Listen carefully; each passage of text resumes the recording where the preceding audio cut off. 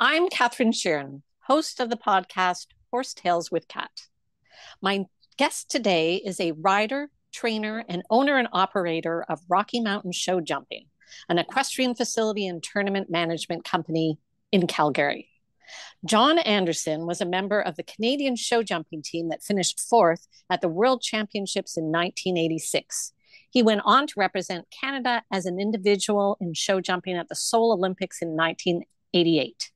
He also is the father of a daughter who recently turned 2 and already has her own pony. John, welcome to the show.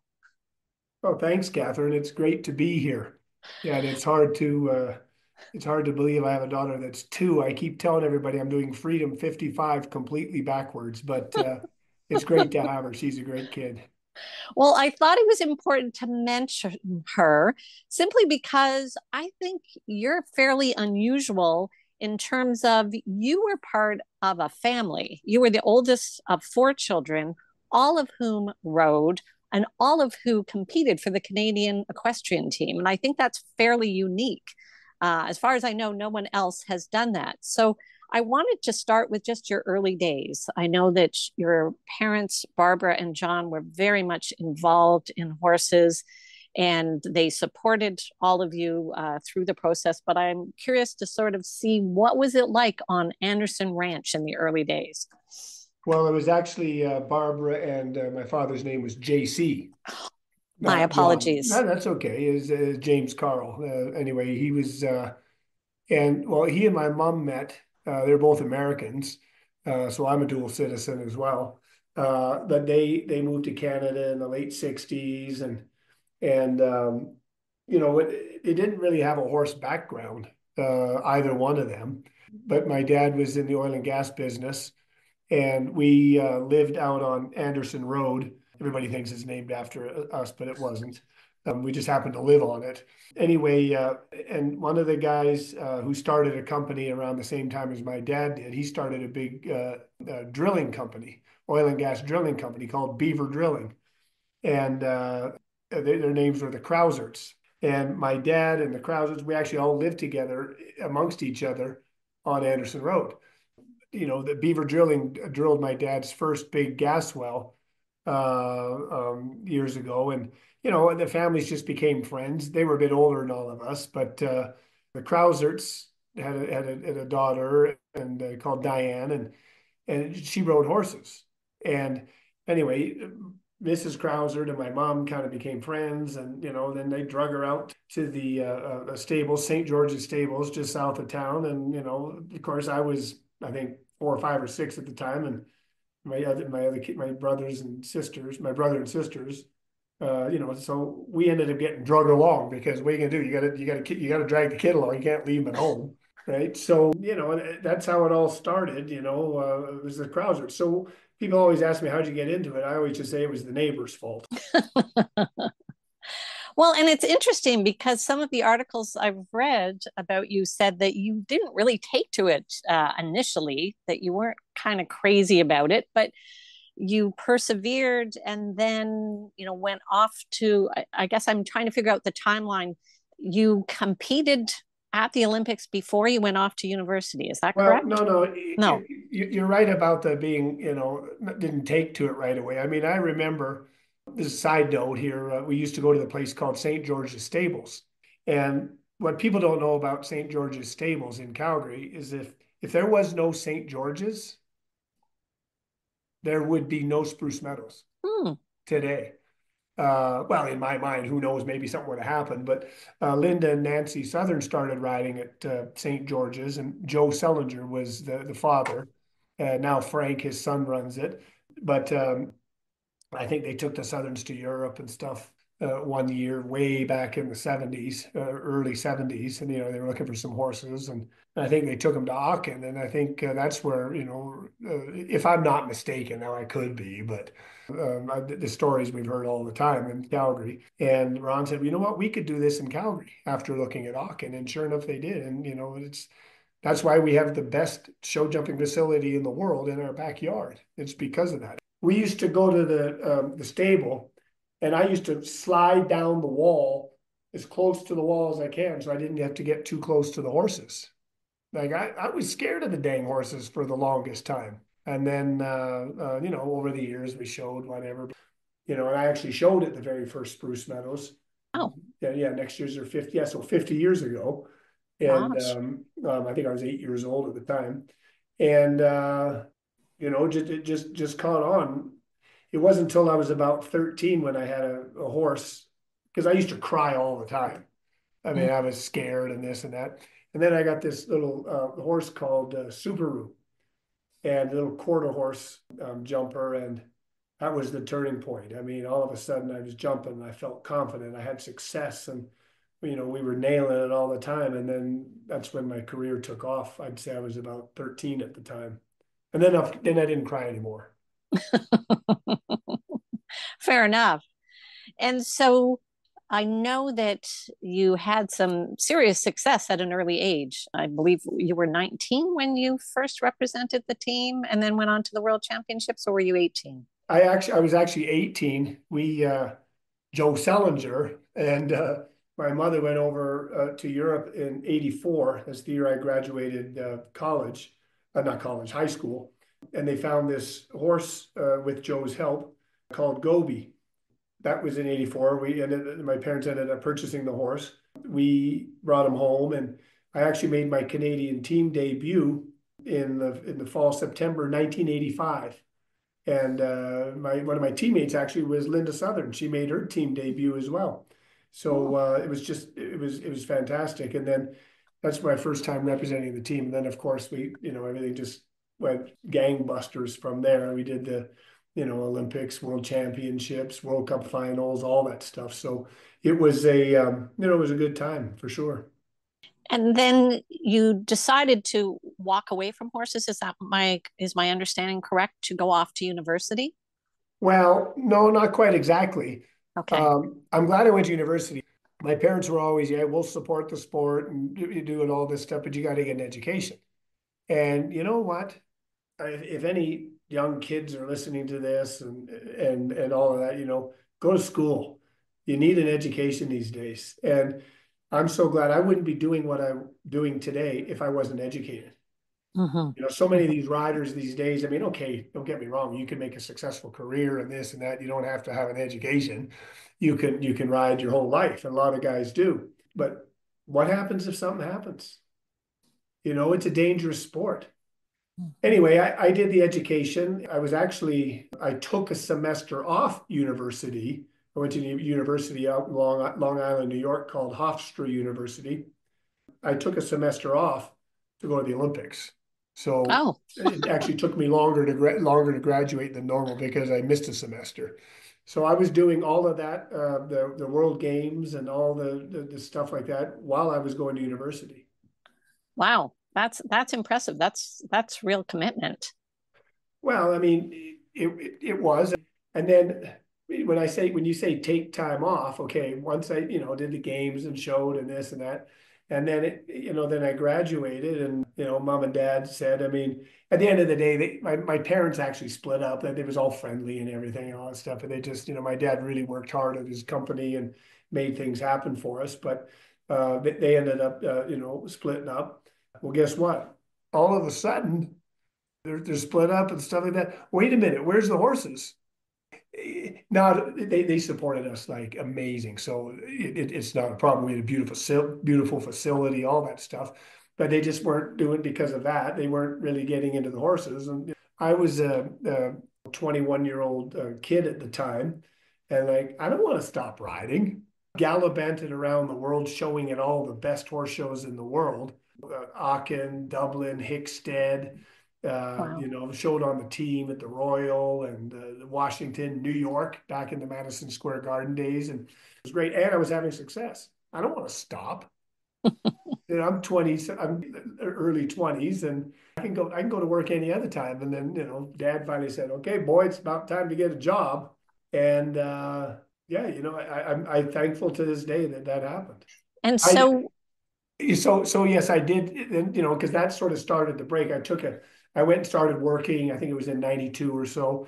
I worked for Burns Fry at the time, which ended up merging to Nesbitt Burns, a big finance company, obviously owned by Bank of Montreal. And started working, had success, was a successful broker, and I was doing very, very well. But then I was living at one of the houses on the, our place is just 2 miles south of Spruce Meadows, right? And Mm-hmm. every day I drove by Spruce Meadows, and every time I drove by, I would kind of look, and it always made me get the itch. Mm-hmm. And then you know what? I got the itch. I said, I'm going to do this. But because of the education, because of working in the real world, because of doing well in the brokerage industry, guess what? I was making some money. So that's great. Use your college education, make money, and then pour all the money you make back into the horse business. Does that sound like a horse person? Yep. Anyway, so we had an old retired horse called Scirocco sitting in the field, and I was gone for 5 years. I pulled him out of the field and got him fit. 3 or 4 months later, I'm jumping around. I win the Chrysler Classic at Spruce Meadows. Everybody says, "Where did you come from? You've been gone." But I had a good horse. Mm-hmm. So I'd like to sort of touch on a few points there. First off, it was very interesting to me to see how much your family has given back to the sport. I honestly did not realize how much until I started doing research for this interview with you. And I wanted to start with, I know that your mother was the brains and I guess the push behind having the CET medal finals in Canada, which are kind of Canada's answer to, I guess, the Maclay medal finals in the No, States. no, no. No? Well, yeah, the CET medal was formed. She didn't really introduce the final. She introduced the program or presented it to Equestrian Canada or Equine Canada back at the time, or Canadian Equestrian Federation. I can't remember what it was called. I mean, they changed their names every other week, it seems. But anyway, our national federation, if you will. Mm-hmm. And it was a program that was designed after the USCT medal that was going on at the time in the States. And it was a jumper based medal. And so she kind of brought it, got the whole thing started. And that was in 1988. And Mm-hmm. the original regional finals were at our place back then. And then, of course, as you know, the program's grown and it's incredible. And it's been going on for so long. And so many fantastic riders that have come in through Canada have gone through the medal program, and it's great. It's a great program. Well, I thought it was also telling that she got that introduced the same year that you went to the Seoul Olympics. Like, it just sort of thought it was kind of an interesting timing, like obviously unconnected, but just sort of thought fortuitous that it should happen. And same year you're going off to the Olympics. And I feel, as you say, that it has made a difference for a lot of young riders coming up through the ranks. No, it's great. Yeah, it was just a coincidence on the Uh-huh. year that it was, for sure, it was just a coincidence on the year that it was done. All four of us kids, it all started because we were riding and training back in the day with Ronnie Much and Timmy Keys, a big outfit, but two guys that were very instrumental in the sport in the States, especially in the equitation. And along with riding with them, we were riding with Joe Farges and Conrad Homefeld, Wow. okay, who were gold and silver medalists at the '84 Olympics. Mm-hmm. So between '84 to '88, I mean, I can tell you how many equitation classes I did in my life. Mm-hmm. It'd make your head swim. Mm-hmm. There's the USEF, the USET, the AHSA, the Maclay, the 15 to 70 on the flat jumping. I mean, it made me crazy, but Mm-hmm. we did it.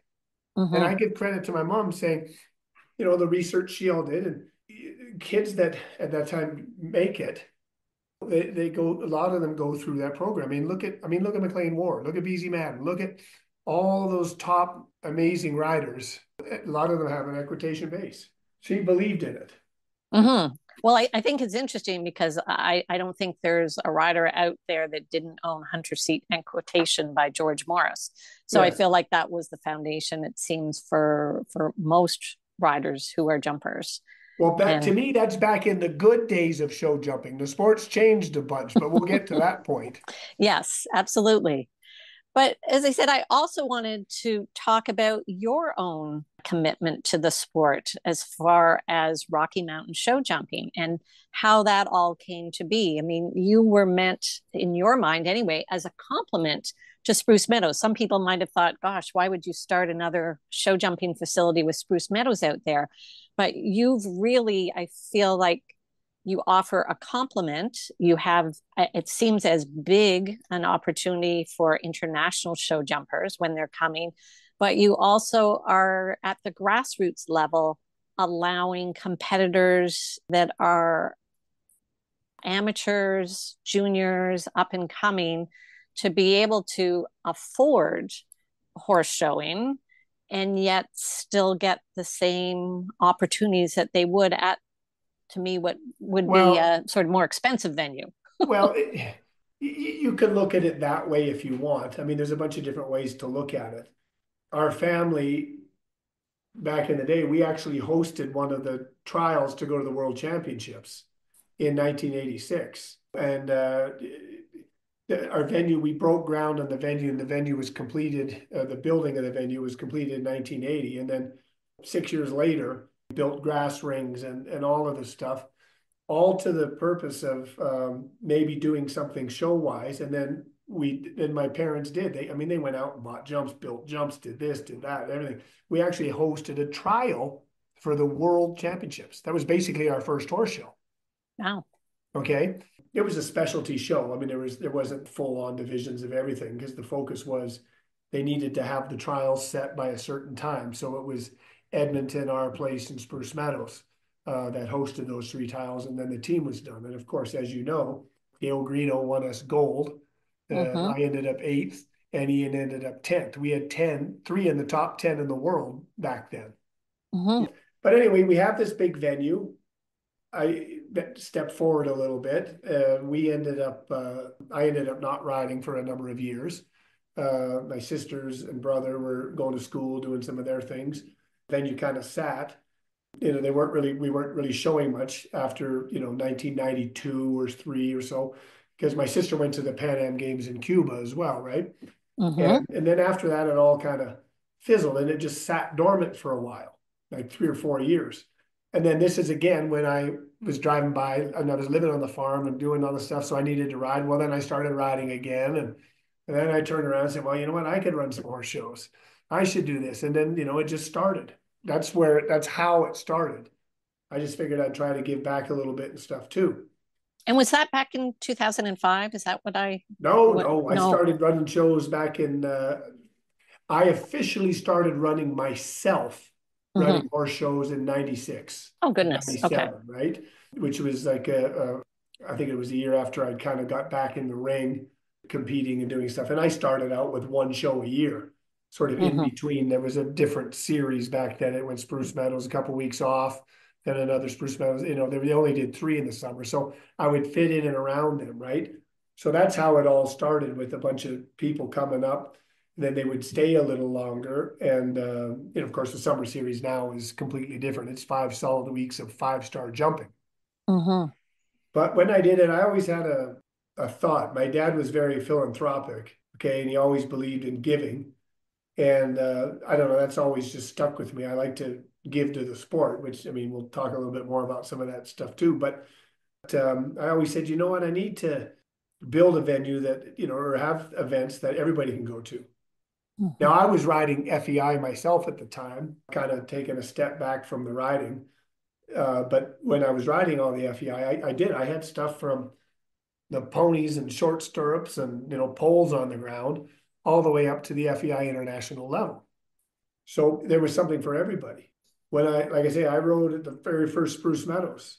And I can remember at the Spruce Meadows Masters riding.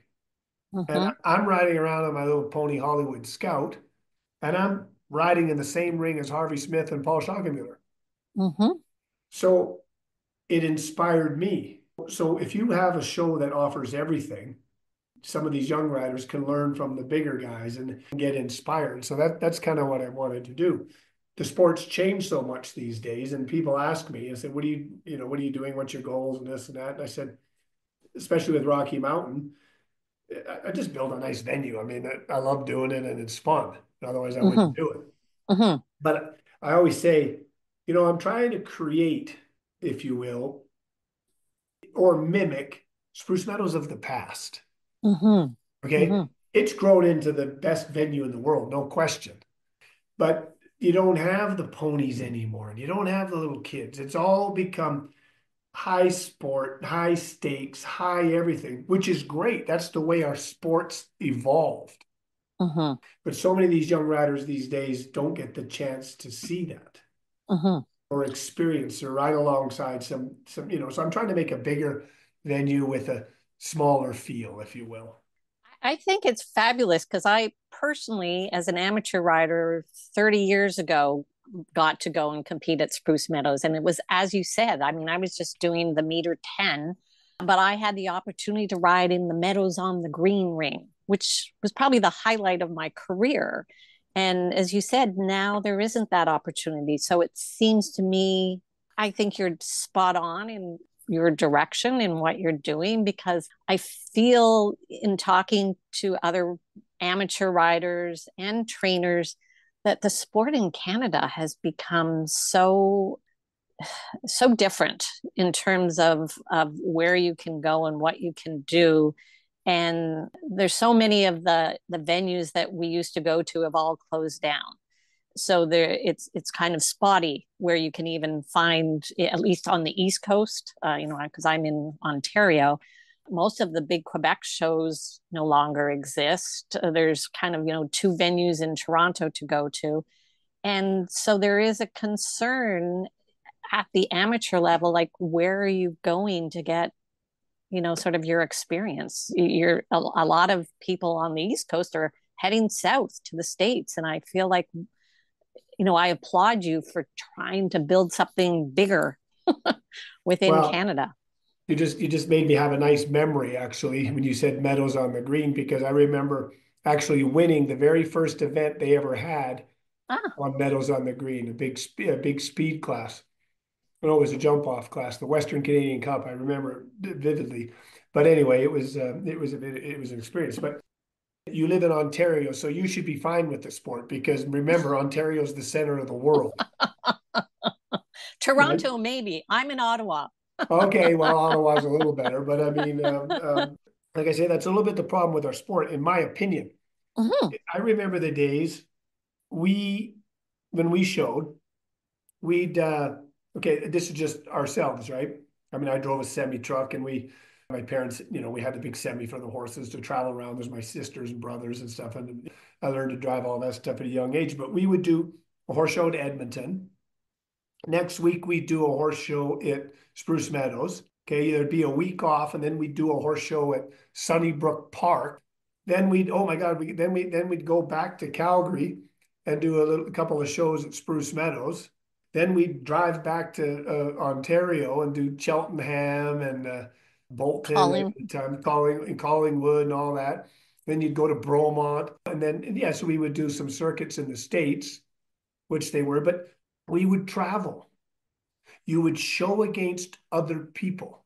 You would be around others and on a consistent basis rather than showing at the same place in your own backyard. That's what I don't know how people in Ontario don't go crazy Hmm. because they show the same place all the time. Hmm. They go back and forth, back and forth, back and forth from that's great for a guy named Kean White because he owns both venues. I manage a printing press. Hmm. Okay. And then all these people run around to the same shows all the time, same people saying this. Doesn't that get boring? Hmm. And how are you going to broaden your horizons? Exactly. Get better by showing against different people, different that.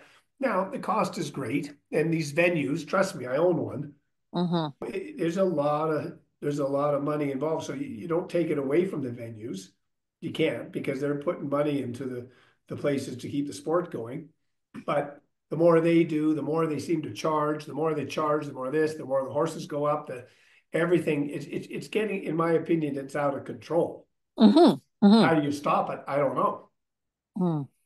That was going to be one of my questions for you. And it is a challenge financially for sure. I don't know how you develop a young horse unless you have gazillions of dollars in Canada. And to your point, no, I would say myself, I did get very bored with going to the same venues in Ontario. So I've tended to now go to the States to compete less because it's so much more expensive with the dollar. But on the other hand, to your point, I have real competition. There's 100 people in my class instead of 10 of the same ones every week at home. Yeah. So I guess that's the challenge. How would you address this with Equine Canada? Where do you see them making changes with the sport, I guess? You're actually going to ask me questions about what I think about our national federation? Yeah, What, you're going to 100%. open up, you're trying to open up a booby trap? No, just really, I'm happy to. Listen, and I make jokes about that, and people who know me know I just say it like I think, and understand anybody who's listening to this. This is just my opinion, Hmm. Hmm. and don't take it for godsend because that's just what I feel. Hmm. But you do talk to a lot of people, and a lot of, I seem to hear a lot of the same things. Our national federation right now is out to lunch. Hmm. And it's happening and it's happened in some different sports as well. It's not just show jumping. And I think and COVID really highlighted a lot of that. Hmm. Okay. What is our federation doing with us or for us? It's the same thing. We're all here this week, and I'm running a horse show called Royal West. Hmm. Boy, did that cause a rumble about, I guess it was 13 years ago, 12 or 13 years ago now when I started it. I said, I can't call my event Royal West. I said, I can call my event whenever I want to. What are you talking about? Hmm. And yes, I did it for a reason. I wanted to mimic something. I'm never going to be a Royal Winter Fair. I'm not an agricultural fair. I'm a horse show. Hmm. Hmm. Hmm. My horse show is called Royal West. I've had the dream and the goal to host championships and the Canadian championships, all that stuff. As you know, the Canadian championships every year are held at the Royal Winter Fair. Right. The Canadian championships in the open jumper division that's the Canadian championships, right? Uh-huh. Which most of the people in the world don't know that Spruce Meadows actually founded the Canadian show jumping championships. Hmm. They did it for years at their horse show called the National. And then our federation back at the time woke up and said, wait a minute, championships, you can't, that should belong to us. So they Hmm. kind of just took it back. Hmm. Our sport's different, it's unique because they wanted to do it in the fall. And great. The Royal Winter Fair, again, one of my favorites. I mean, it was a bucket list for me when we were kids. We loved it. That's when they had Hmm. Nations Cups and this and that, and the gowns, and everybody dresses up in tuxedos. It doesn't happen like that anymore. It was a good show. Why can't the rest of the country enjoy that? Hmm. It's not a national championship unless you have representation from everybody. I agree. In the last 20 years, you can go look it up and do the math or figure it all out. You don't have to because I've already done it. In the last 20 years, you know the maximum number of people that have traveled from Western Canada to the Royal Winter Fair to compete in the quote show that's hosting the Canadian Championships? I'm going to say less than five. No, no, no. The maximum number. No, it's Oh, about 13 or 14. okay. Because you always get four CET kids from BC.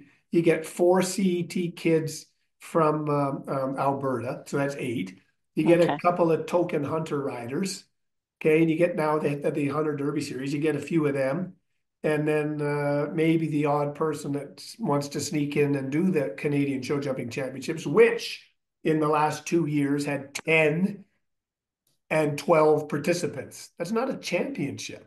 No. So the reason being, it's a big country and it's expensive. I mean, it costs these people $10,000 to $12,000 to go back. I'm just using an example for the CET program to Hmm. compete at the Royal and Finals. Well, people can't do it. Hmm. It's easy to go up the Don Valley Parkway, go back and forth to the Royal every night. Hmm. But as you all know, 90% of the people that are participating at the Royal Winter Fair, 85% or whatever, are in 416 613 area code. Absolutely.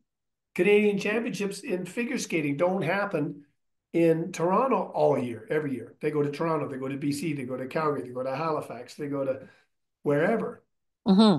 It's a different sport. Show jumping right now in Canada, there's really only two venues that can host stuff. But I've always said to them, I'd like to host the Canadian Championships. And they did allow me 1 year. That was during COVID, was it not? Yeah, to me that was a token thing to let us Yeah. do it, right? Oh, here, let's throw Anderson a bone. Yes. So that's fine. We did, but I did a bang up job, and then Mm. sat down with one of our directors of show jumping and the CEO of Equestrian Canada, and I said, let's make this happen every year. Let's rotate it. Mm. Oh yeah, we're going to do that. That's a good idea. Let's do it. Let's do it. Well, of course, nothing happens. That's such a smart idea. Why not? Well, then it's come to even more development, in my opinion. Have an Eastern Canadian Championship and a Western Canadian Championship. Who cares? Our country's massive. That way, our federation is not just looking after people in one little portion of the world. They're looking after everybody. They're doing something for all their members. Hmm. Now, having said all of that, I just kind of years ago said, yeah, whatever, you guys do what you want. I'm going to do my own thing anyway, which Hmm. is what I'm doing. I'm actually hosting championships, and I have at Royal West since the beginning. Hmm. But I have it's different. It's not Canadian championships just for the open jumpers. I have a Hunter Derby championship, Hmm. the richest one ever in Canada this week. Okay, Wow. which is our second phase goes tonight. 100 Derby championships. I have pony championships. I have point 0.9 meter 10, meter 20, meter 30, and open jumper meter 40. And those championships are run a 3 phase, a speed phase, and then 2 jump off phases. And then the person with the most points crowns. And we present gold, silver, bronze medals to all of those people. Now, a kid who's in the point 0.9 or the meter stands up on the podium and has a gold medal draped around his or her neck as a youngster, they're going to remember that. Absolutely. And that's what we're trying to do at the international Olympic level, win the gold medal. So for all the talk that our federation says what they're doing for the sport, pathways, this, that, everything else, well, guess what? We're already doing it. Hmm. They need to look at the venues, look at what Thunderbird's doing, look at what Kian's doing, look at what I'm doing, look at what some of those guys, because the show jumping venues are the sport. Hmm. And without us, the sport doesn't go anywhere. There's just a little disconnect right now. No, I agree, and I can hear the passion in your voice, and I respect you for sharing your opinion, because without that, things don't change. I'm always honored when someone will speak with me and speak very, genuinely and honestly about what they think needs to be different. Don't get me wrong. Yeah. There's a real need, and our country needs. And I'm not anti-equestrian Canada. No. Okay? Because I think our country needs a good, solid national federation. Hmm. But currently, right now, ours is in disconnect with what the actual sport is these days. Hmm. Like I say, and then we go back to our things in our championships this week, for example, the point 0.9 division jumps for $10,000. I The saw that. meter division jumps for 20. The meter 10 jumps for 30. Meter 20 jumps for 40. The meter 30 jumps for $50,000. Hmm. And they're all awarded in sort of bursary form to those athletes. And guess what? It's open to anybody. Hmm. Where do you go in North America that you can jump in the 1 meter division and have the chance to that's got a prize money purse or a bursary purse of $20,000? You tell me one venue. None other than yours. Well, that's the thing is I want to give to the sport in that fashion. Don't get me Hmm. wrong. I'm running a horse show and it's a business and all that other stuff, right? Hmm. People are going to come to the show because you've got those purses and this and that and everything else. But we're doing something for that group of people. Hmm. Well, and I also wanted to talk about, I know that you also started two different legacy funds. One was, I believe, for the JC Anderson under 25 legacy medal, as well as the Rocky Mountain North American under 30 championship. That's separate from the Royal West, correct? Those two programs don't run now. The J.C. Anderson Legacy Medal I entered Hmm. because the CET medal, as we talked about, that's a great program. It's been Hmm. kind of going downhill, in my opinion, lately because Okay. People are buying horses. They want to get to the jumpers. Everything's tried. Some of the riders need to get going too, because the sport the sport's getting very fast tracked, if you will. Uh-huh. Everybody wants to get to this level sooner and forget about the basics. Well, I introduced the J.C. Anderson Legacy Medal, and I wanted it to catch on, but it didn't seem to really do it. Maybe I should have run it a little bit more, but $75,000 in bursaries for 2 years to shows and people who would run them, and there was the finals and stuff, but it just didn't catch on. But at the end of the day, we did give away $150,000 to kids under 21 competing in these medals for the 2 years. Uh-huh. Uh-huh. It didn't catch on. The North American Championships we did under 30. We did that 1 year. It was just a 1 year event that we Okay. did at one of our shows. Uh-huh. If you know me, I like to do a lot of different things. I like to try stuff. Right. I'll throw something up against the wall, and you know the expression, Yeah. See if it and sticks. see if it sticks. Well, the J.C. Anderson medal didn't stick. Okay. Okay. That wasn't the program. It was just something I did, and it was fine. It worked. This year, example, back to some sort of equitation thing, we did a scholarship and bursary program for the CET, because I'm trying to entice more people, get into it, do it. And we gave away, it was like 110 or $120 as a little scholarship to anybody at any show, at any CET medal, and at any show that they got 2 scores higher than X. I can't remember what it was. And then we gave a bunch of scholarships away, and we actually gave one of our trainers here in Alberta, Rodney Tulloch, who ended up having the most scholarship winners. He got a trainer's bursary for $5,000. Well. And we're giving $3,000 through this entity that I kind of run myself too, Show Jumping Canada. We're giving $3,000 in Alberta to each Albertan going to the Royal this year. To help them with their travel expenses. Our national federation ain't giving them anything. No, that's a big deal, and that would be a big help. We have something happening next Friday night here at Royal West that is part of this whole program that we did this year, and it's the $12,000 Barbara Anderson Team Equitation Challenge. It's open to pros, as long as the pro has a junior amateur or a junior or an amateur rider on their team. And it's an equitation, so it's open to anybody. Let's participate. Winning team gets $4,800. Wow. Who gives away $12,000 in an equitation class? No one. Nobody.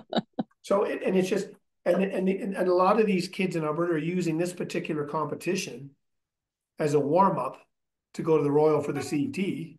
So why not put a little extra cash in their jeans to help them on their way to the Royal, because it costs so much. So, like I say, innovative programs like that. I mean, that's kind of like that's what I like to do. Yes. Well, and let me just also back up a little bit, because we touched on it a little bit earlier, the idea that people are in a rush to get to the higher levels. That's something I've discussed with quite a few riders recently. What is spurring young riders on today to skip, to me, the basics? It seems like, they're starting off in the meters and they want to be in the meter 30 and they haven't got the skill set, but they are buying a horse that will potentially take them into the ring. And I just feel like they're missing all the foundations, like equitation. So speak to that a little bit. Well, where do I start? How long is this program? It's the business and it's the sport. I live in Calgary. I live by Spruce Meadows. So do 100% of the people who ride at my horse shows in the summertime. They live in Calgary next to Spruce Meadows. It's the best venue in the world, but it doesn't.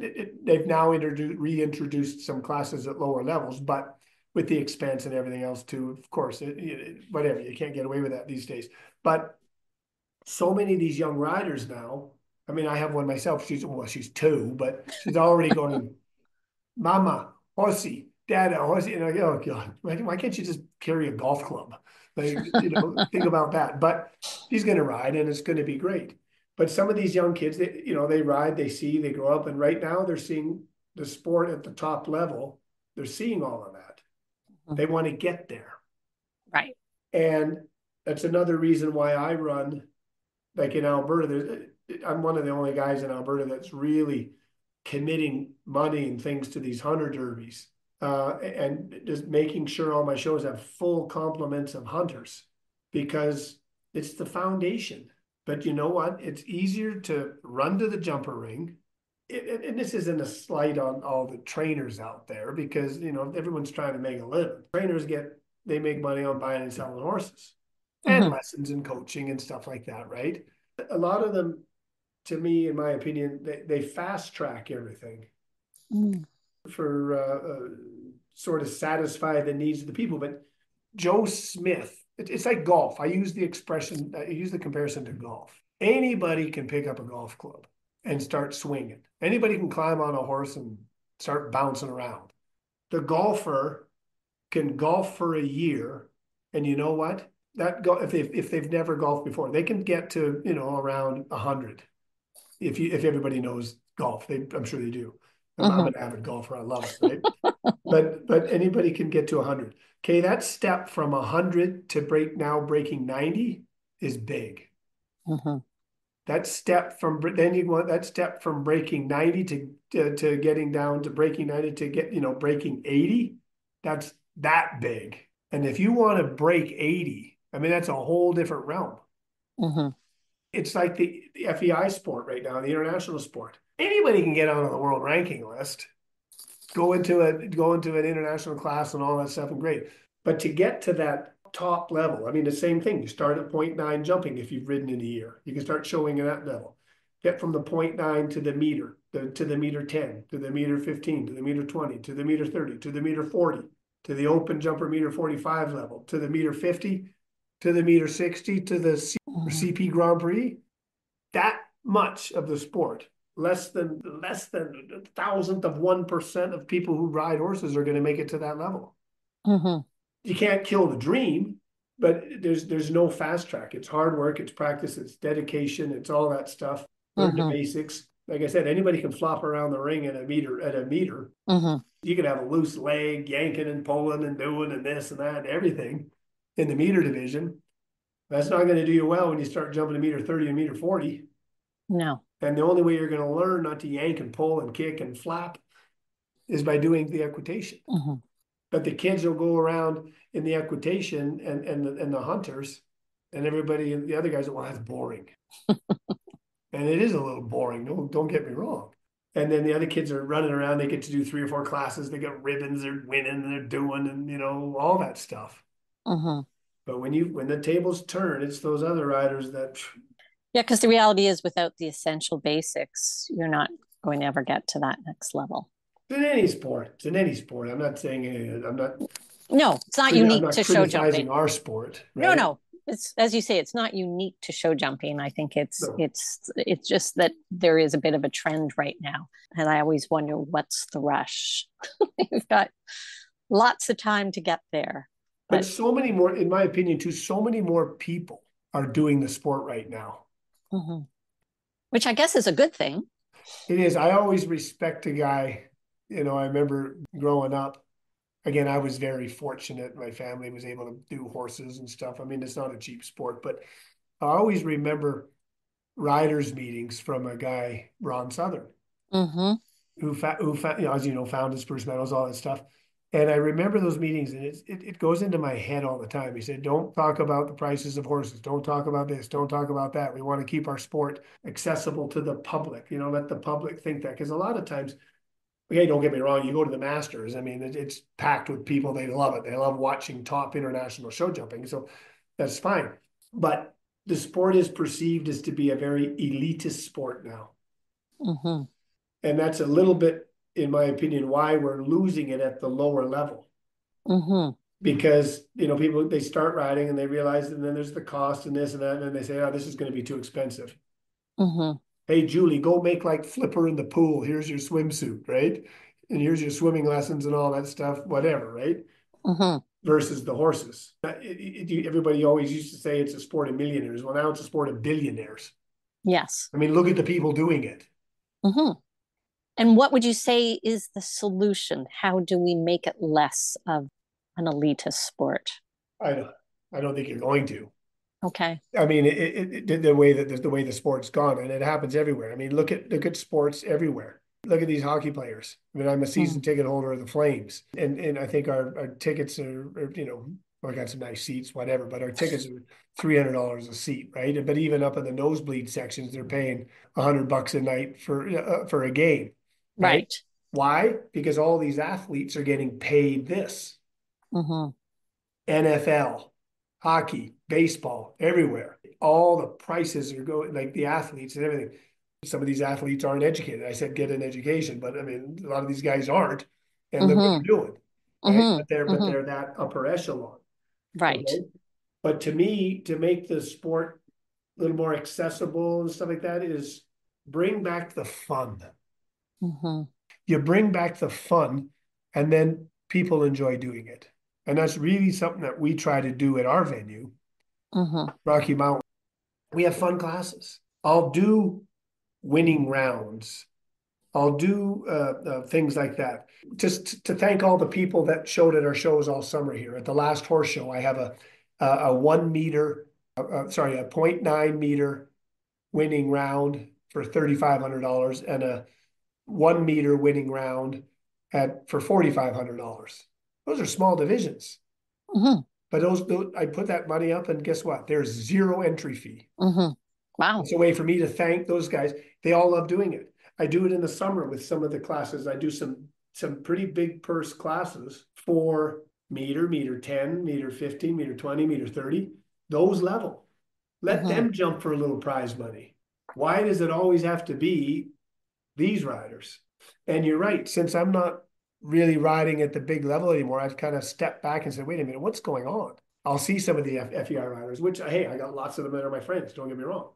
Hmm. And I watch what people doing in the circuit and traveling and go, whoa, what are you people doing? They're on this train, Hmm. which is great. And I rode that train. Hmm. It's fun. It's good. It's great. It's competitive. It's all that stuff. Hmm. But not everybody can do that.